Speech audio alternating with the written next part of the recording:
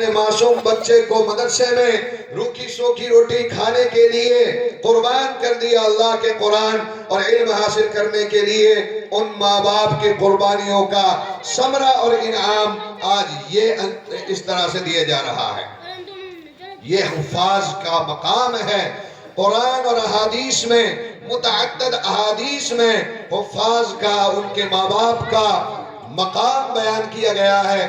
مشکات شریف کی روایت ہے، اللہ کے رسول صلی اللہ علیہ وسلم نے فرمایا، اگر قرآن کریم کو لو القى القرآن فی ایہاب، اگر قرآن کے نسخے کو چمڑے میں ایک کھال میں سی دیا جائے، ثم القی فی النار، اور پھر اس کو آگ میں ڈال دیا جائے، محترق النار، تو آگ اس کو نہیں جلائے گی۔ علماء نے اس کا ایک مطلب یہ بیان کیا ہے کہ جس بچے کے دل کی کھال میں اور سینے میں قرآن رم گیا اور قرآن کو جس نے محفوظ کر لیا، جہنم کی آگ اس پر حرام ہے۔ یہ کتنا بڑا مقام ہے۔ ایک روایت میں ہے، ابو ہریرہ رضی اللہ تعالی عنہ کی روایت ہے، فرماتے ہیں کہ جب حافظ قرآن کا انتقال ہو جاتا ہے اور اس کو لوگ قبرستان میں دفن کر کے آتے ہیں، لوگ تو اپنے گھروں کو واپس چلتے ہیں، فرشتوں کی ایک جماعت آتی ہے، نورانی فرشتوں کی جماعت آتی ہے، اور وہ کیا کرتی ہے؟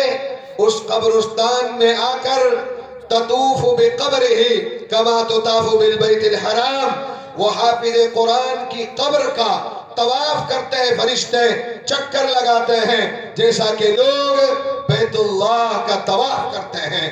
بتائیے، جس حافظ قرآن کے قبر کا فرشتے چکر لگا رہے ہو، وہ حافظ تو دور، اس قبرستان کے کسی بھی مسلمان کو عذاب قبر نہیں ہو سکتا۔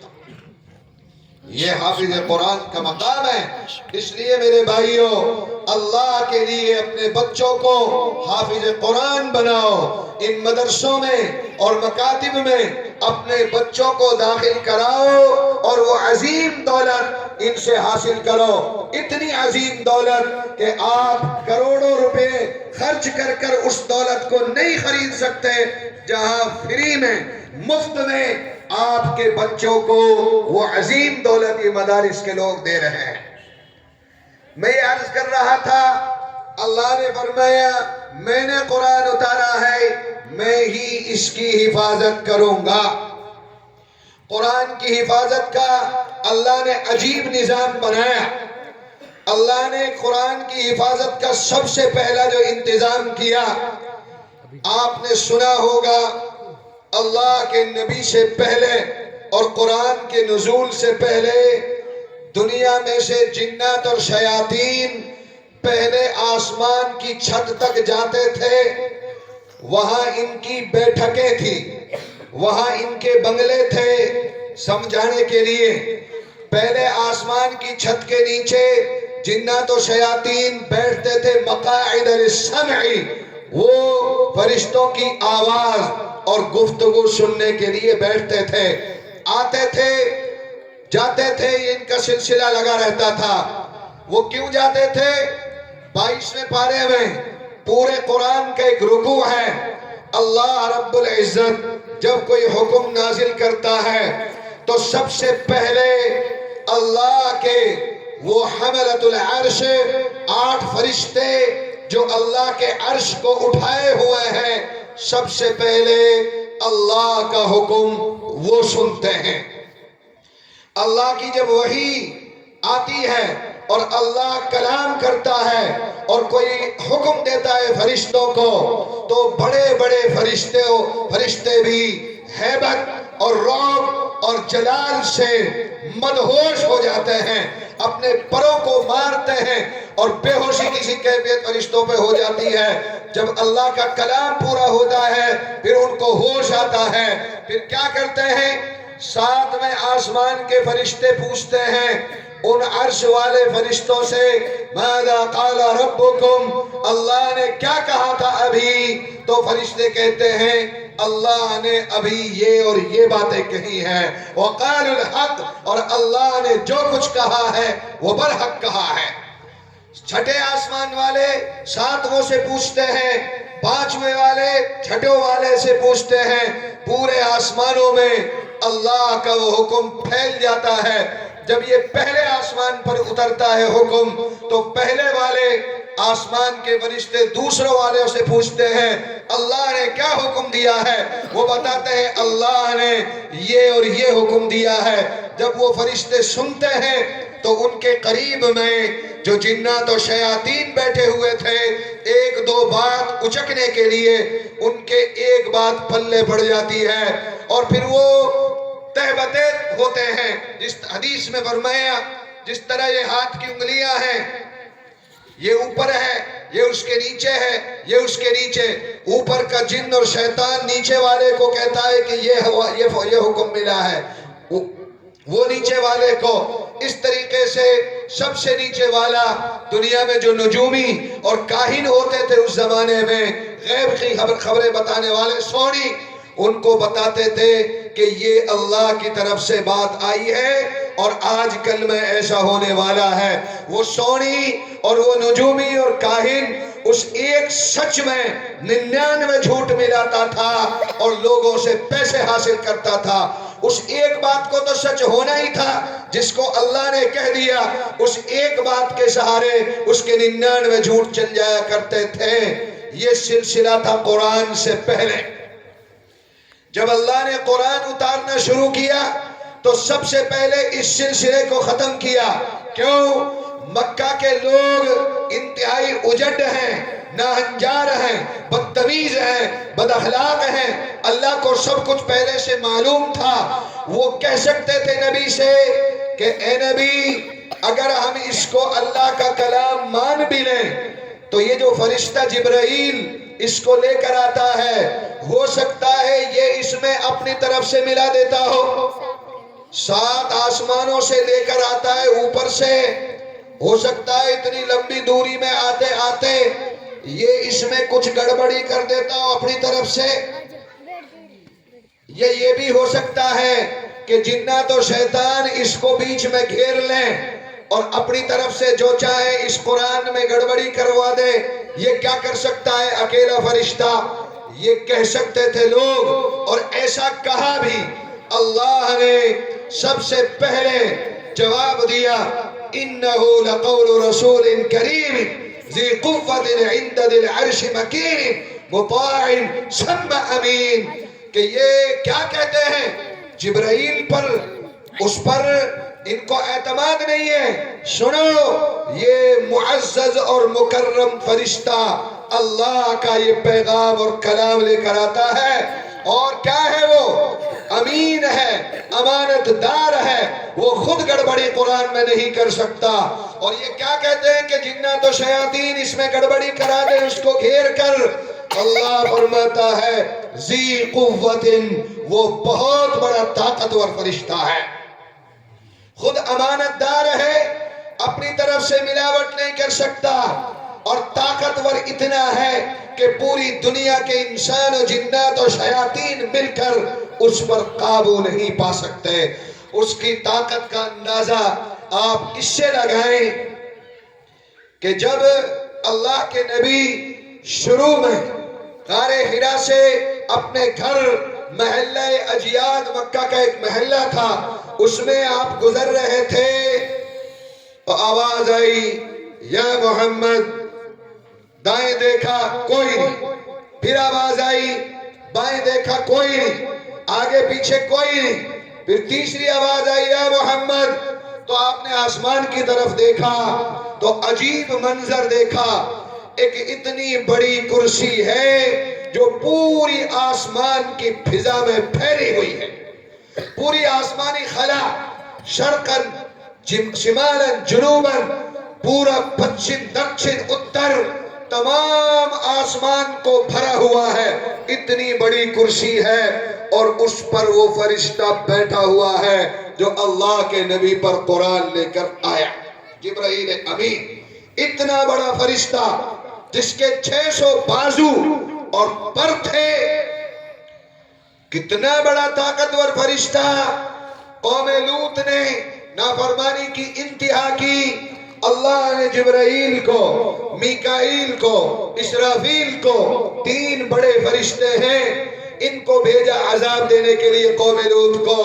پہلے ابراہیم کے پاس گئے ملک شام میں، ان کے بھتیجے تھے حضرت لوط علیہ السلام، ان کے بھائی ہاران کے بیٹے تھے، اور لوط علیہ السلام کی جو بستیاں تھی جہاں ان کو نبی بنا کر بھیجا گیا تھا، عمورہ نامی بستی، صدوم نامی بستیاں، جو کئی میل اور بہت سارے کلومیٹر پر وہ بستیاں پھیلی ہوئی تھی۔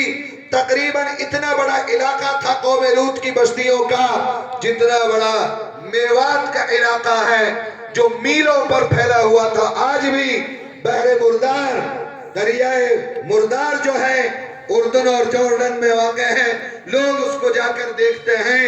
وہاں قوم عمورہ اور قوم صدوم کی بستیاں آباد تھی، جو کئی میل دوری پر بستیاں پھیلی ہوئی تھی۔ اللہ نے فرمایا جبرائیل اس بستی کو عذاب دینا ہے، لیکن عذاب کی ترتیب یہ ہے کہ اس بستی کو زمین سے اکھاڑو اور آسمان دنیا تک لے جاؤ اور اوپر لے جا کر اس کو اوندا پٹخ دو، اس کا کھیڑا بدل دو، اوپر کا حصہ نیچے اور نیچے کا حصہ اوپر کرو۔ روایات میں ہے جبرائیل امین نے اس خطے کو، اس علاقے کو کاٹا اور اپنی کئیاں انگلی پر قوم لوط کی بستیوں کو اور علاقے کو اٹھایا، کئیاں انگلی پر اٹھا کر کہاں لے گئے؟ چاند سے اوپر، مریخ سے اوپر، زحل سے اوپر، عطارد سے اوپر، مشتری سے اوپر، سورج سے اوپر، پہلے آسمان کے قریب لے گئے۔ یہ جو دنیا ہے یہ ہماری کہکشاں کا ایک ذرا سا حصہ ہے۔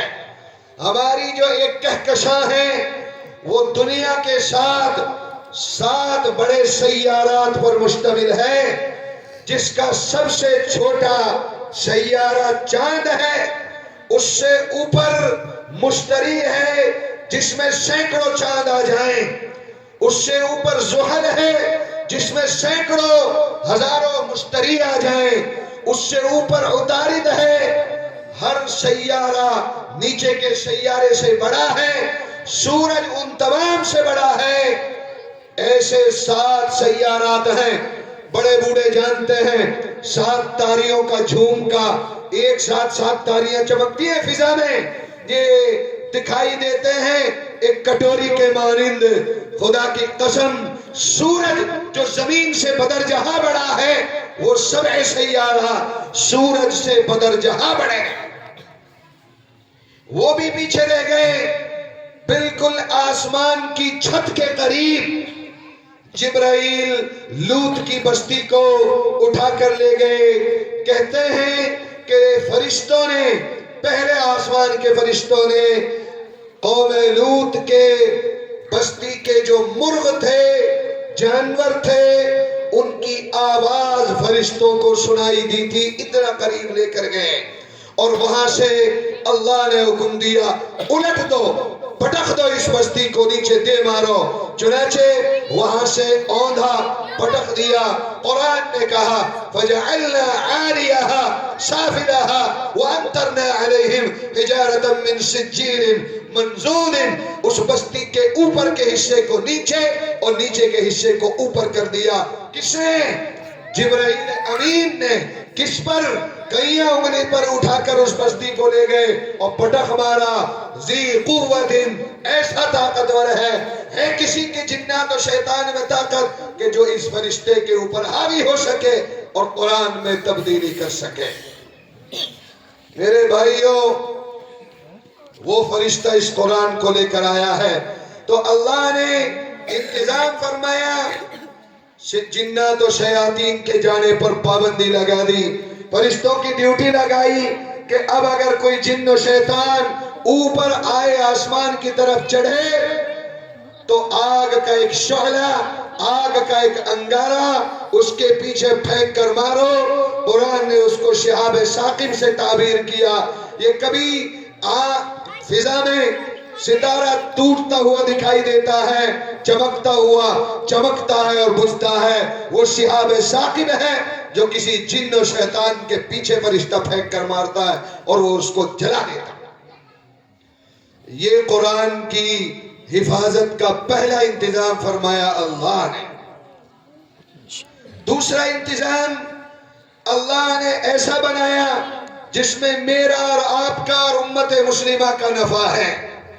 اللہ نے چونکہ قرآن اللہ کے نبی کا معجزہ ہے، قرآن بہت بڑا معجزہ ہے، اور رسول اللہ کے ہزاروں معجزات میں سے سب سے بڑا معجزہ اللہ کا قرآن اور کلام ہی ہے۔ اللہ نے پوری دنیا کو، کائنات کو دکھایا کہ میری وہ طاقت ہے کہ میں اپنے عظیم الشان قرآن کو امت کے معصوم اور نونہال بچوں کے سینوں میں محفوظ کر کے اور ان سے اس کو پڑھوا سکتا ہوں، یہ میری طاقت ہے۔ وَلَقَدْ يَسَّرْنَا الْقُرْآنَ لِلذِّكْرِ فَهَلْ مِن مُدَّكِرٍ، ہم نے قرآن کو آسان بنا دیا یاد کرنے کے لیے، ہے کوئی یاد کرنے والا؟ عجیب قرآن ہے۔ اللہ کہتا ہے ہم نے اس کو آسان بنا دیا۔ آپ مدرسوں میں جا کر دیکھیں، آپ کو اس کا زندہ ثبوت ملے گا۔ خدا کی قسم 7 سالہ 8 سالہ 10 سالہ بچہ جس کو شعور بھی نہیں ہوتا، وہ حافظ قرآن ہے اور اپنے سینے میں قرآن لیے پھر رہا ہے۔ کتنے بچے ہیں جو ایک مجلس میں بیٹھتے ہیں اور الحمد سے شروع کرتے ہیں اور اٹھتے جب ہیں جب قل اعوذ برب الناس تک پورا قرآن ایک مجلس میں سنا دیتے ہیں۔ وَلَقَدْ يَسَّرْنَا الْقُرْآنَ لِلذِّكْرِ، ہم نے قرآن کو آسان کیا۔ کیسا قرآن؟ جس کے اندر 114 سورتیں، 540 رکوعات اور 6500 تقریباً آیات ہیں، 77,000 کلمات ہیں اور 3.5 لاکھ حروف ہیں۔ اس دریا کو اور اس سمندر کو ایک معصوم بچہ، آپ کا بچہ، اپنے سینے میں اور اپنے دل میں لیے پھر رہا ہے۔ کتنا عظیم قرآن ہے۔ وَلَقَدْ يَسَّرْنَا الْقُرْآنَ لِلذِّكْرِ فَهَلْ مِن مُدَّكِرٍ، اللہ نے ایک جماعت اٹھائی مسلمانوں میں سے اور ان کا کام دیا کہ تم کو میرے قرآن کے الفاظ کی حفاظت کرنی ہے۔ چنانچہ امت کے معصوم بچے اللہ کے کلام کی الفاظ کی حفاظت کر رہے ہیں۔ یہ بچے جن کے سروں پر پگڑی بندھی ہے، ان کے سینے میں اللہ کا قرآن ہے۔ اور ایسے بچے مدارس میں، مکاتب میں لاکھوں نہیں کروڑوں کی تعداد میں ہیں۔ اگر باطل طاقتیں ہمارے مدارس سے، مساجد سے، گھروں سے سارے قرآنوں کو اکٹھا کریں اور سمندر میں پھینک دیں یا آگ میں جلا دیں تو ہمیں کوئی پرواہ نہیں ہے۔ ایک حافظ پڑھے گا، لکھنے والا لکھے گا، خدا کی قسم اپنے دل کی تختی سے پھر سے پورا کا پورا قرآن منوان لکھوا دے گا۔ یہ حفاظ ہے۔ یہ کام کہاں انجام دیا جا رہا ہے؟ انہی مدرسوں میں جس میں آپ اور ہم جمع ہیں۔ یہ کوئی معمولی جگہ نہیں ہے۔ اس کا روحانی سلسلہ نسب اسلام کے سب سے پہلے مدرسہ صفہ سے ہے۔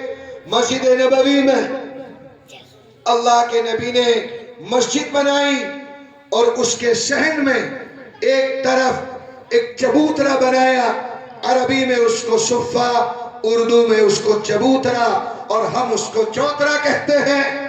حاجیوں نے دیکھا ہوگا، زائرین نے، اللہ کے نبی نے صحن سے، مسجد کے صحن سے 1.5 فٹ بلند وہ چبوترا بنایا۔ حالانکہ اگر آپ اس کو اونچا نہ کرتے، مسجد کے صحن میں ہی پڑھنا پڑھانا ہوتا تو کوئی حرج نہیں تھا۔ کتنی بڑی فضیلت کی چیز ہے مسجد نبوی کی فضیلت۔ ایک نماز کا ثواب 50,000 نمازوں کے برابر ہے، لیکن اس میں بھی آپ نے چوترا اٹھایا۔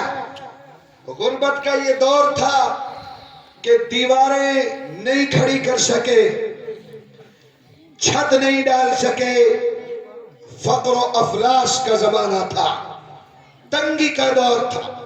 وہی اسلام کا سب سے پہلا مدرسہ ہے، در و دیوار کا، بلڈنگوں کا، تعمیرات کا نام مدرسہ نہیں ہے۔ جہاں استاد بیٹھا ہو اور طالب علم پڑھ رہے ہو، چاہے وہ جھونپڑی ہو، چاہے وہ چبوترا ہو، کھلے آسمان کے نیچے ہو، اسی کا نام مکتب ہے اور اسی کا نام مدرسہ ہے۔ اسلام کا سب سے پہلا وہ مدرسہ جس کا نصاب قرآن اور حدیث ہے، جس کا استاد اور مربی اللہ کا رسول ہے، جس کے طلبہ ابو بکر و عمر، عثمان و علی اور بلال ہیں، حضرات صحابہ ہیں۔ وہ علم کا چراغ روشن ہوا اللہ کے نبی کے سینے میں، آپ کے سینے مبارک سے حضرات صحابہ کے سینے میں وہ روشنی چلی، ان کے سینوں سے تابعین کے سینے منور ہوئے، اور پڑھنے پڑھانے کا، قرآن سیکھنے سکھانے کا یہ سلسلہ چلا۔ یہ مبارک و مسعود سلسلہ آج تک جاری ہے اور انشاءاللہ قیامت کی صبح تک جاری رہے گا۔ اللہ نے جو اعلان کیا تھا، اِنَّا نَحْنُ نَزَّلْنَا الذِّكْرَ، ہم نے قرآن کو اتارا ہے، ہم ہی اس کی حفاظت کریں گے۔ اس کی حفاظت کی ظاہری شکلیں اور ظاہری صورتیں یہ مکتب اور مدرسے ہیں، جہاں امت کے معصوم بچے اور بچیاں اللہ کا کلام اور اللہ کے نبی کی حدیث، عقائد، احادیث اور شریعت کی باتیں اپنے سینوں میں بھر رہے ہیں، اور علماء ان کو صحیح معنی میں انسان اور سچا مسلمان بنا رہے ہیں۔ یہ مدرسے کیا دے رہے ہیں؟ یہ وہ عظیم دولت دے رہے ہیں کہ دنیا میں کوئی اور جگہ ایسی نہیں ہے جو مسلمان پر اتنا بڑا احسان کرے جتنا کہ اس کی بستی کا مکتب اور مدرسہ اس پر عظیم احسان کر رہا ہے۔ ہمارے بچوں کو یہ مدرسے حافظ بنا رہے ہیں، ناظرہ قرآن پڑھا رہے ہیں، متعدد حدیثیں زبانی یاد کرا رہے ہیں، مختلف اوقات کی احادیث یاد کرا رہے ہیں، دعائیں یاد کرا رہے ہیں، ان کے عقائد کو درست کیا جا رہا ہے۔ آج باطل طاقتیں مسلمان بچوں کے ایمان کو ہڑپنے کے تمام حربے اور ہتھ کنڈے اختیار کیے ہوئے ہیں۔ اگر عقیدہ اور ایمان اور اسلام کسی جگہ محفوظ کیا جا رہا ہے، امت کا مستقبل سدھارا جا رہا ہے، تو وہ یہی مکتب اور مدرسہ ہے۔ یہ ہمارے بچوں کے عقائد کو بچا رہے ہیں، سکھا رہے ہیں، پروان چڑھا رہے ہیں، اور یہ اتنا اونچا عمل انجام دے رہے ہیں کہ ماں باپ اولاد کو فرش عرش سے لاتے فرش پر۔ کیسے؟ مرد بیوی کا نکاح ہوا، ملاقات ہوئی، حمل ٹھہرا، 4 مہینے کا وقت گزرا، روح پھونکنے کا نمبر آیا، ہر انسان کی روح عرش کے نیچے رکھی ہوئی ہے، تہبتے اپنی باری کے انتظار میں۔ آنے میں ترتیب ہے دنیا میں، جانے میں کوئی ترتیب نہیں ہے۔ آنے کی ترتیب کیا ہے؟ پہلے دادا آئے گا، پھر باپ آئے گا، پھر خود آئے گا، پھر بیٹی اور بیٹا آئے گا۔ آنے میں ترتیب ہے، جانے میں کوئی ترتیب نہیں ہے۔ ہم دیکھتے ہیں کہ دادا حیات ہے، اس کے پوتے کا جنازہ اس کے کندھے پر جا رہا ہے۔ آنے میں ترتیب ہے، جانے میں کوئی ترتیب نہیں۔ اس لیے اللہ کے نبی نے فرمایا، اذا اصبحت فلا تنتظر المساء، اے مسلمان اگر تجھے صبح مل جائے تو شام کا انتظار نہ کر، ہو سکتا ہے کہ آج کا شام کا سورج غروب ہونے سے پہلے تو قبر کے اندر اتر جائے۔ وَإِذَا أَمْسَيْتَ فَلَا تَنْتَظِرِ الصَّبَاحَ، اگر تجھے شام مل جائے تو کوئی گارنٹی نہیں کل کا صبح کا سورج تو دیکھ پائے گا۔ وَعُدَّ نَفْسَكَ مِنَ الْمَقْبُورِينَ، اپنے آپ کو قبر والوں میں سے اور قبرستان والوں میں سے شمار کرا کر۔ کیا خبر ہے کہ ہمارا کفن قریب کی دکان پر آ گیا ہو، وہ صابن جس سے غسل دیا جائے گا، وہ لوبان جس سے دھونی دی جائے گی، ہو سکتا ہے کہ قریب کی دکان پر آ گیا، اور کسی کو کیا خبر ہے؟ اسی لیے عقل مند آدمی وہ ہے الکیس من دان نفسہ وعمل لما بعد الموت۔ عقل مند آدمی وہ نہیں ہے جو رات دن کمائے، جاگیر بنائے، پراپرٹی بنائے، کارخانہ کھڑا کرے، دکان، ملازمت، تجارت، زراعت، اولاد کے لیے کوٹھی بلڈنگ بنائے۔ اس کا نام عقل مندی نہیں ہے۔ کون عقل مند ہے؟ اللہ اور اس کا رسول، قرآن اور حدیث عقل مند اس کو کہتا ہے جو روزانہ اپنے آپ سے، اپنے نفس سے حساب لے کہ تو اللہ کی فرمانبرداری زیادہ کر رہا ہے یا اللہ کی نافرمانی زیادہ کر رہا ہے۔ حاسبو قبل ان تحاسبو، تم اپنا حساب کر لو اس سے پہلے کہ حساب تم سے لیا جائے۔ خود اپنا حساب کرو۔ من دان لنفسی وعمل لما بعد الموت، اور مرنے کے بعد جو ہمیشہ ہمیش کی زندگی آ رہی ہے کل قیامت کے دن، اور مرنے کے بعد وہی زندگی شروع ہو جاتی ہے، وہ کبھی ختم نہیں ہوگی، اس کا کوئی انتہائی سرا نہیں ہے، اس کے لیے تیاری کرے، وہ آدمی کامیاب ہے۔ تو میں عرض کر رہا تھا بھائی، آپ کے بچوں کو جو یہ عظیم دولت دی جا رہی ہے وہ یہ مدرسہ اور یہ مکاتب دینیہ اور مدارس اسلامیہ امت کے اوپر وہ عظیم احسان کر رہے ہیں جن کا بدل پوری امت مل کر بھی نہیں دے سکتی۔ اللہ کا علم، اللہ کی صفت، وحی، وہ آپ کے بچے کے سینے میں بھر رہے ہیں۔ بتاؤ کتنا اونچا کام کر رہے ہیں۔ تو عرش کے نیچے روحیں رکھی ہوئی ہیں، الارواح جنود مجندۃ تحت العرش۔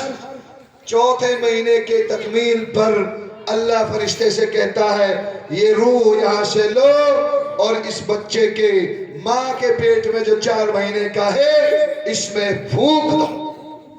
وہ فرشتہ وہاں سے لاتا ہے اور بچہ زندہ ہو جاتا ہے ماں کے پیٹ میں، اور پھر چند مہینے کے بعد دنیا میں آ جاتا ہے۔ آپ ماں باپ اپنے بچے کو عرش سے فرش پر نیچے لائے ہیں، قربان جائیے آپ کے بچے کا استاد اس کے سینے میں قرآن بھر کر، علم بھر کر، پھر سے اس کے مقام و مرتبے کو فرش سے اٹھا کر عرش الہی تک اس کا مقام پہنچا دیتا ہے۔ یہ کون کر رہے ہیں؟ یہی مدارس اور مکاتب کے لوگ یہ عظیم کارنامہ انجام دے رہے ہیں۔ اس لیے ہمیں ان مکتب اور مدرسے والوں کی قدر کرنی ہے، ان کا احترام کرنا ہے، ان کی خدمت کرنی ہے، اور جی بھر کر ان کی نصرت اور مدد کرنی ہے۔ اللہ کے نبی نے فرمایا ایک حدیث میں، 4 باتوں میں سے کوئی ایک بات اختیار کر، کن اغدو عالما، اے مسلمان یا تو عالم بن، عالم نہیں بن سکتا متعلم بن، متعلم نہیں بن سکتا او سامعا، ان علماء کی بات سننے والا بن، یہ بھی نہیں بن سکتا۔ نمبر 4 او محبا لہو، علماء سے محبت کرو، ان کی خدمت کرو، ان کا احترام کرو۔ عالم بن نہ بن سکے، طالب علم بن نہ بن سکے، اس کی بات سن اور اس نصیحت پر عمل کر، یہ بھی نہیں کر سکتا تو عالم سے محبت کر، اپنے کھیت میں بیٹھ کر، اپنی دکان پر، اپنی ملازمت پر، جہاں کہیں ہے وہاں رہ اور اپنا کام کر، لیکن علماء سے محبت کر۔ یہ آپ کے کام آنے والی چیز ہے۔ اللہ کے نبی نے فرمایا فَلَا تَكُنِ الْخَامِسَةَ فَتَهْلِكَ، پانچواں مت بننا ورنہ تو ہلاک و برباد ہو جائے گا۔ پانچواں کیا ہے؟ علماء سے بغض، علماء سے نفرت، ان سے حسد، ان سے کینہ، ان کی غیبت، ان کے راستے میں رکاوٹ ڈالنا، یہ پانچویں قسم ہے جو آدمی کو ہلاک و برباد کر دیتی ہے۔ اس لیے میرے بھائی، ہم ان مدارس کی، ان علماء کی قدر کریں جو ایک عظیم خدمت آپ کے لیے انجام دے رہے ہیں۔ اپنے بچوں کو مکتب اور مدرسے سے جوڑیں، یہ مکتب اور مدرسے کی سب سے پہلی مدد ہے۔ کوئی بچہ، مسلمان کا بچہ اور بچی ایسی نہ رہے جو مکتب اور مدرسے سے جڑی ہوئی نہ ہو۔ ہم نہیں کہتے، ہم منع نہیں کرتے کہ آپ اپنے بچوں کو اسکول کالج نہ پڑھاؤ۔ شریعت کہتی ہے کہ پڑھاؤ، خوب پڑھاؤ۔ ہم یہ شریعت یہ مطالبہ کرتی ہے، شریعت یہ چاہتی ہے کہ مسلمان بچے ہر محکمے میں، ہر شعبے میں رہیں، اچھے ڈاکٹر بھی ہوں، اچھے انجینئر بھی ہوں، اچھے وکلاء بھی ہوں، تمام شعبہ زندگی میں مسلمان بچے ہوں، اور اس کے لیے اسکول اور کالج کی اور یونیورسٹی کی تعلیم ضروری ہے۔ پڑھاؤ، کوئی منع نہیں ہے، لیکن شریعت یہ کہتی ہے کہ آپ اپنے بچے کو سب سے پہلے مسلمان بناؤ، بچپن میں مسلمان بناؤ۔ اور مسلمان کہاں بنا جاتا ہے؟ جوتا، چپل، کپڑا، ہر چیز کی ایک فیکٹری اور کارخانہ ہوتا ہے۔ اسی طرح مسلمان بننے کا بھی ایک کارخانہ ہے، اور اس کا چھوٹا کارخانہ مکتب اور مسجد ہے، اور بڑی فیکٹری مدرسہ ہے۔ آپ اپنے بچوں کو مکتب میں بھیجیے، وہ قرآن پڑھیں گے، کم عمری میں ان کے عقائد درست ہوں گے، ان کو پتا ہوگا ہم کون ہیں، ہمارا رب کون ہے، ہمارا نبی کون ہے، ہمارا قرآن کیا ہے، ہمارا اسلام کیا ہے، دین کیا ہے، مذہب کیا ہے، عقیدہ کیا ہے، حلال و حرام، پاکی ناپاکی، جائز ناجائز، ماں باپ کا ادب احترام، چھوٹے بڑے کے حقوق، احادیث اور دعائیں، یہ تمام باتیں مکتب میں آپ کے بچے کو 5-7 سال کی عمر میں سکھا دی جاتی ہیں۔ اس کے بعد یہ بچہ سچا مسلمان بن گیا، عقائد سے سج گیا۔ اب اس کو دنیا کے کسی بھی شعبے میں ڈال دو، انشاءاللہ باطل طاقتیں اس کا ایمان خراب نہیں کریں گی اور اس کے ایمان کا سودا نہیں کریں گی۔ اتنا تو کر سکتے ہیں آپ۔ اس لیے اپنے بچوں کو مکتب سے، مدرسے سے، قرآن سے، عقائد سے، اسلامی مبادیات سے جوڑنا فرض عین ہے، ہر ماں پر، ہر باپ پر، ہر شوہر پر، ہر بھائی پر، کہ اپنے گھر کے بچے اور بچیوں کو مکتب اور مدرسے سے جوڑ۔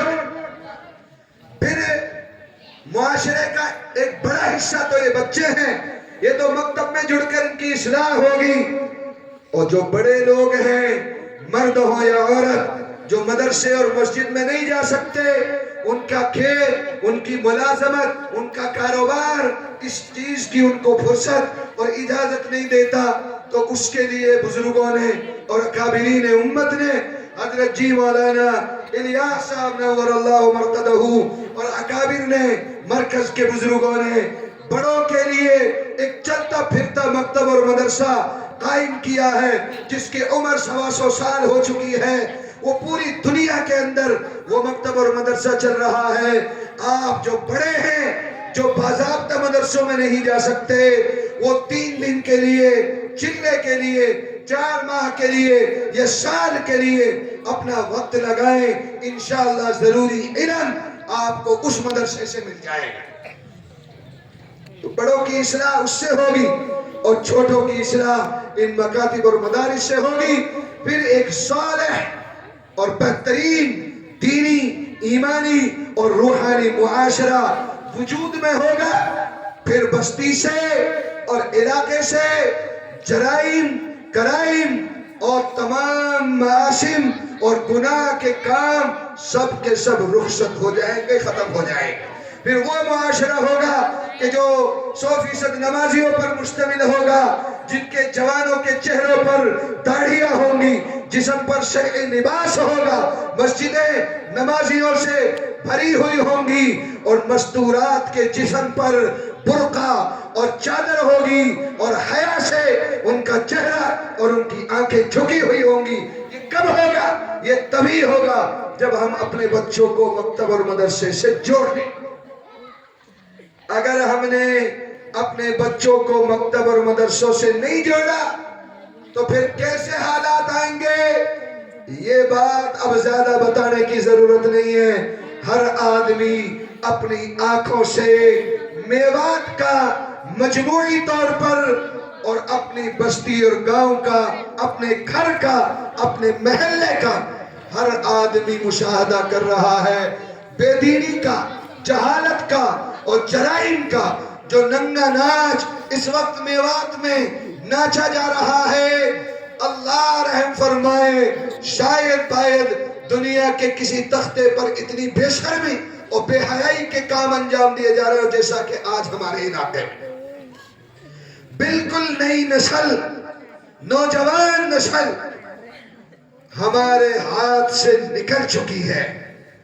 ان کی راتیں انتہائی سیاہ، ان کے دن، ان کی راتیں ہر وقت اللہ کی نافرمانی کے ساتھ گزر رہی ہیں، اور وہ اپنے عمل سے اللہ کو للکار رہے ہیں، چیلنج کر رہے ہیں۔ اپنے عمل سے یہ کہہ رہے ہیں کہ اللہ بگاڑ لے، ہمارا کیا بگاڑتا ہے۔ اللہ حفاظت فرمائے، یہ کر رہے ہیں نوجوان۔ کون سی برائی ایسی ہے جو آج ہمارے معاشرے میں پائی نہ جا رہی ہو؟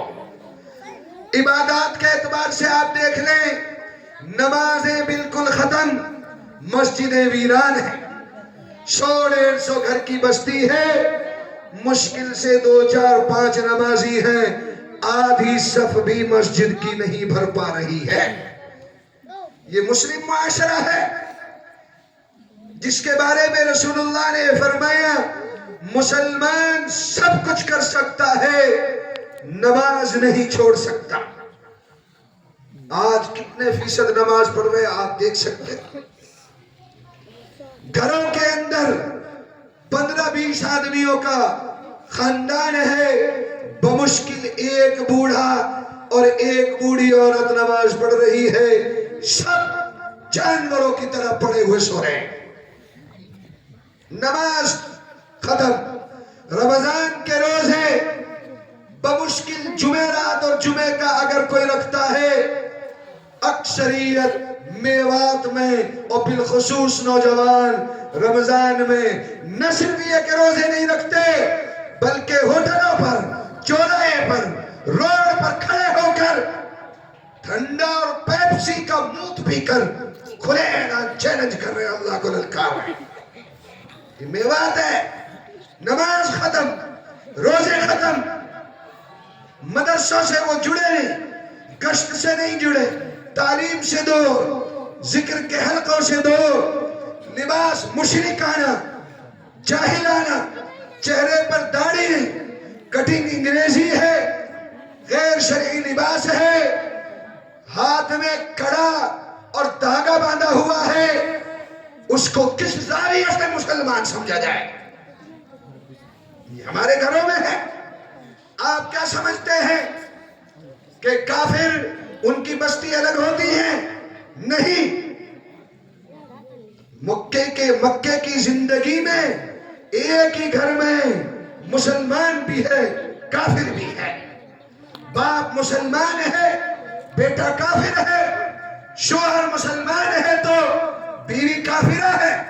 ایک ہی گھر میں مسلمان بھی اور کافر ہے۔ کیا عجب آپ کے نوجوانوں میں بڑی تعداد ایسے لڑکوں کی ہے جن کو پہلا کلمہ بھی نہیں آتا۔ بتاؤ کہاں سے مسلمان سمجھے ان کو؟ یہ کون ہے؟ یہ وہ لوگ ہیں جو مکتب اور مدرسے میں نہیں آئے۔ ماں باپ کی گرفت ہوگی، ماں باپ کی پکڑ ہوگی، جب وہ بچپن میں تھا وہ کلی تھی، آپ جدھر چاہتے اس کو موڑ سکتے تھے، آپ نے اس کو نہیں موڑا، صحیح رخ نہیں دیا مکتب مدرسے کا اور اسلام کا رخ نہیں دیا، وہ کہاں چلا گیا بھٹک کر، اب آپ اس کو واپس بھی نہیں لا سکتے۔ عبادات ختم، حلیہ ختم، لباس ختم، کردار جاہلوں کا، پھر جوا، شٹا، اولیکس، فراڈ، دھوکہ بازی، چوری، چھینا جھپٹی، ڈکیتی، اور یہاں تک جرات کہ مسجد سے اور مدرسے سے بھی وہ چوری کرتے ہوئے ان کے ہاتھ نہیں کب کپاتے۔ نشہ کی لت میں میرو نسل گرفتار ہو چکی ہے، پوری نئی نسل الا ماشاءاللہ 100 میں کوئی ایک آدھ بچ رہا ہو، ورنہ نوجوان نسل، پوری میوات کی نوجوان نسل نشے کی لعنت میں گرفتار ہے۔ اور اب بیئر کا نشہ کوئی نشہ نہیں، شراب کا نشہ کوئی نشہ نہیں، اس سے ان کو صبر نہیں آتا، یہ ہلکا نشہ ہو گیا ہے۔ ان کا نشہ ہیروئن کا، افیم کا، چرس کا، گانجے کا، ان کا نشہ میڈیکل انجیکشن کا اور ٹیبلیٹ کا نشہ ہے۔ ایک ایک ٹیبلیٹ ہزاروں روپے کی، ایک ایک کیپسول اور ایک ایک انجیکشن ہزاروں روپے کے آ رہے ہیں، ان کو نوجوان لگوا رہے ہیں اور 24 گھنٹے نشے میں مدہوش رہتے ہیں۔ اور عجیب تماشا یہ ہے، شرابی آدمی تو حال جان سے، اٹھنے سے، گرنے سے پتہ چل جاتا ہے، اس کی حالت ہوتی ہے جب تک نشے میں رہتا ہے کہ یہ شراب میں ہے۔ میڈیکل نشہ ایسا مہذب نشہ ہے کہ 24 گھنٹہ لڑکا نشے میں رہے گا اور آپ کو محسوس تک نہیں ہوگا کہ یہ نشے میں بھی ہے۔ یہ میوات کا رونا رو رہا ہوں میں آپ کے سامنے، آپ اور ہمارے ہی بچے ہیں جو ان لعنتوں میں گرفتار ہیں۔ چوری عام، ڈکیتی عام، اولیکس کا دھندا عام ہو چکا ہے۔ اور مجھے ایک حدیث یاد آ رہی ہے، 4 باتیں اللہ کے نبی صلی اللہ علیہ وسلم نے اس میں بیان فرمائی، آپ اس حدیث کو توجہ سے سنیں اور پھر اپنے ماحول پر نظر ڈالیں کہ جیسا 1450 سال پہلے اللہ کے نبی نے فرمایا تھا ویسا ہو رہا ہے یا نہیں ہو رہا۔ ایسے بیٹھ جاؤ جیسے نماز میں اور ایک مرتبہ درود شریف پڑھ دے ہو۔ اللہم صلی اللہ کے رسول صلی اللہ علیہ وسلم نے فرمایا، 4 باتیں بیان فرمائی، عجیب حدیث ہے۔ کیف بکم، اے ایمان والو تمہارا کیا حال ہوگا، تمہارا ایمان کیسا ہوگا، تمہارا ایمان کہاں چلا جائے گا جب ایسا اور ایسا اور ایسا ہونے لگے گا۔ صحابہ بیٹھے سامنے اور ایسی 4 بات بیان فرمائی کہ اس زمانے میں ان باتوں کا ہونا تو دور، صحابہ اکرام سوچ بھی نہیں سکتے تھے۔ رونگٹے کھڑے ہونے والی باتیں فرمایا، کیف بکم، تمہارا ایمان اس وقت کہاں چلا جائے گا، اذا طغى نساؤکم وفسق شبانکم، جب تمہاری عورتیں سرکش اور آوارہ ہو جائیں گی، تمہاری عورتیں سرکش ہو جائیں گی، بغیر نکیل اور مہار کے ہو جائیں گی، کھلے عام بازاروں میں جانے لگیں گی، بے محابہ، بے پردگی کریں گی اور غیر محرموں کے ساتھ آنا جانا اور میل جول رکھیں گی۔ آج اپنے ماحول پر نظر ڈالیں، اللہ کے نبی کی فرمائی ہوئی یہ بات مکمل ہو رہی ہے۔ عورتیں مردوں کو حیثیت نہیں دے رہی، منمانی کر رہی ہیں، ایسا لباس اور بے پردگی کا مظاہرہ کر رہی ہے الامان الحفیظ کہ شرم کو بھی شرم آ جائے. فرمایا ماں یہاں تشریف فرما ہے، آپ ذمہ دار ہیں، آپ بھی سنیں اور وہ بھی سنیں اور اللہ کے لیے عمل کی نیت سے سنیں. فرمایا ایک حدیث میں 4 ٹکڑے آپ نے بیان فرمائے. ایک زمانہ آئے گا رب کاشیات عاریات کہ امت کی عورتیں مسلمان کپڑا پہنیں گی پھر بھی ننگی ہوں گی. علماء نے فرمایا باریک لباس پہنیں گی جس سے جسم نظر آ جائے، ایسا لباس شریعت کی نظر میں کوئی لباس نہیں ہے. لباس کا مقصد ہے حسن چھپانا، اور جس سے حسن ظاہر ہو جائے ایسا لباس کوئی لباس نہیں ہے. اللہ اور اس کے رسول کی نظر میں وہ عورتیں ننگی ہیں. یہ لباس آج ہمارے گھر گھر میں داخل ہو چکا ہے، اتنا باریک لباس. ہو رہا کہ نہیں ہو رہا بھائی؟ اتنا تمہارے کہنے سے کیا ہوگا مت کہو، میں کہہ رہا ہوں کہ گھر گھر میں یہ لباس پہنچ چکا ہے جس سے سمیج اور قمیص سے نیچے بنیان نظر آئے اور دوپٹے سے چنی سے بال نظر آ جائیں. یہ لباس گھر گھر میں فتنہ داخل ہو چکا ہے. فرمایا ایسا لباس ہوگا جو باریک نہیں ہوگا، موٹا اور گاڑھا ہوگا، لیکن اس کی سلائی ایسی فٹنگ اور چست ہوگی کہ بدن کے جن حصوں کو چھپانا مقصد ہے وہ ابھار چھپ نہ سکیں گے. ایسا لباس شریعت کی نظر میں کوئی لباس نہیں ہے. یہ فتنہ بھی گھر گھر میں داخل ہو چکا. اتنا فٹنگ کا لباس سلوایا جا رہا ہمارے گھروں میں. تیسری قسم گلا کھلا اور بھاری ہوگا جس سے سینہ نظر آئے، اور چاک قمیص کے اونچے ہوں گے جس سے کوکھ نظر آ جائے. ایسا لباس بھی گھروں میں داخل ہو چکا ہے.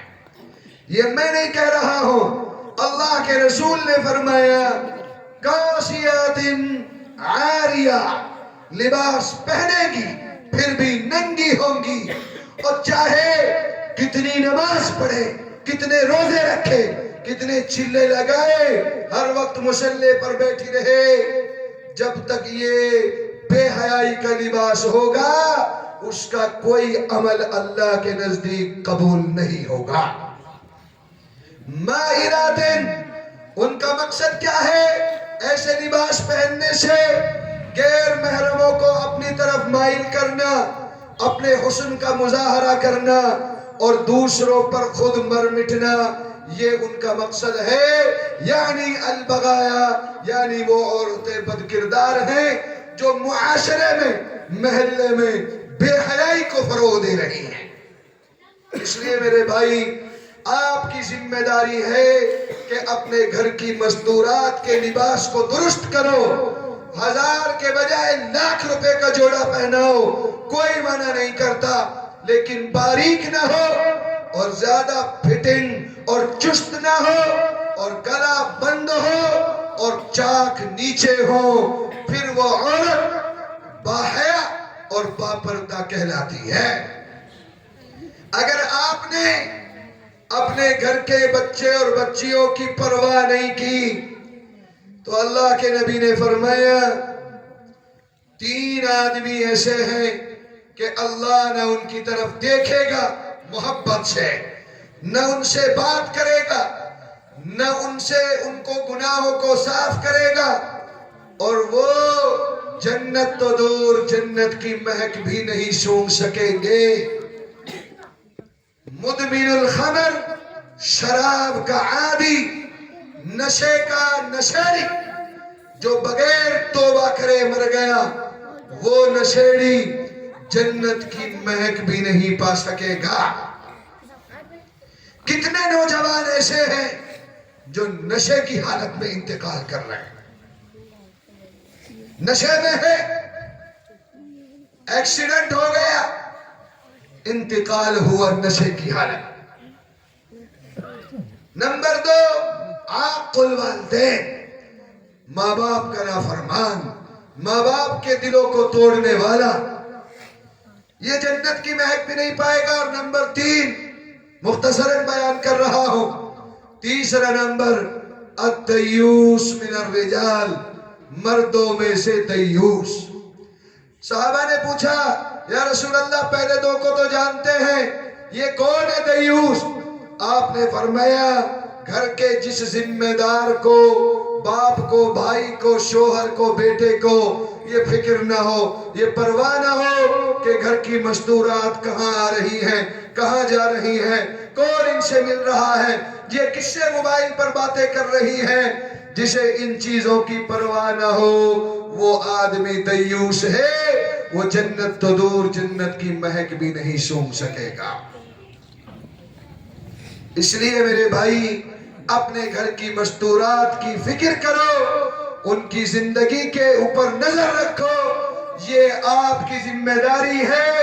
और मैंने हदीस पढ़ी थी खुतबे में, हर आदमी से उसके मातहतों के बारे में पूछा जाएगा, बाप से उसकी बेटियों के बारे में, उसके